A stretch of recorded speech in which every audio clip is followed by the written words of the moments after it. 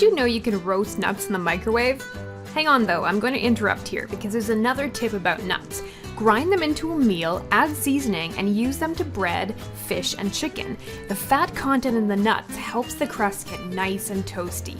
Alright, back to roasted nuts. We've got some pecans on a plate. All you do is microwave for 20 to 30 second intervals, tossing in between.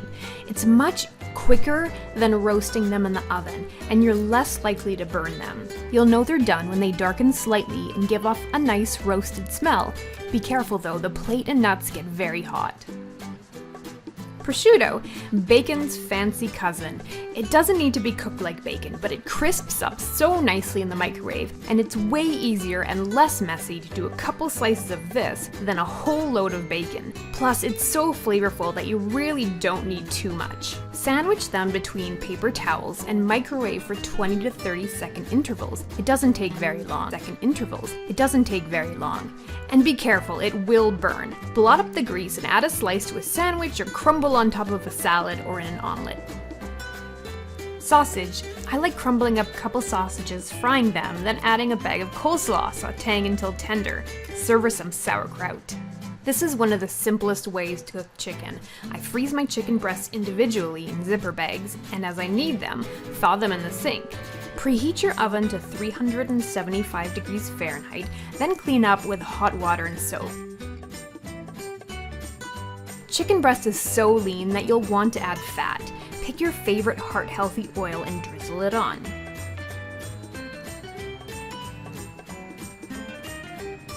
Pick your favorite seasoning and sprinkle that on. I like to use seasoning with a little color because this cooking method doesn't brown the chicken. Coat the chicken well.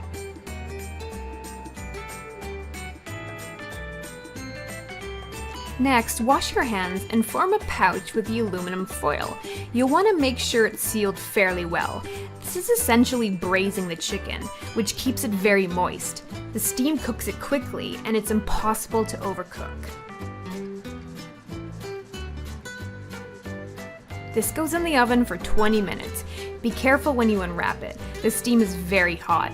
Chicken needs an internal temperature of 165 degrees Fahrenheit, but it needs to be wrapped up and let to rest so you don't lose all those juices when you cut it up. Rest for 5 minutes in the foil. It does continue to cook while it rests. You'll see here that we've gone to temperature. Next, all you need to do is slice or shred. Since it was cooked this way, it's really easy to shred with a fork. Make extra and keep it for leftovers.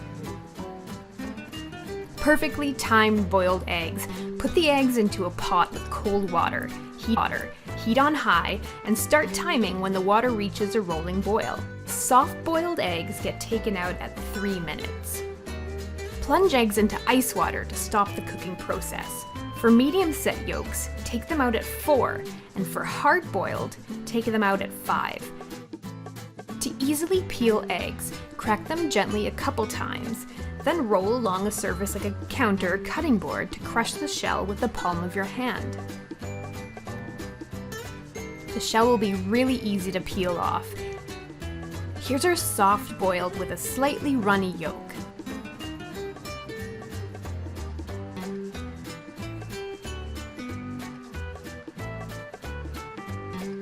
And our medium with a creamy yet firm yolk.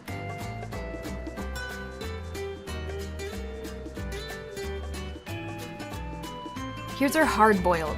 I love egg salad. Once in a while I like to just add salt and pepper and mash.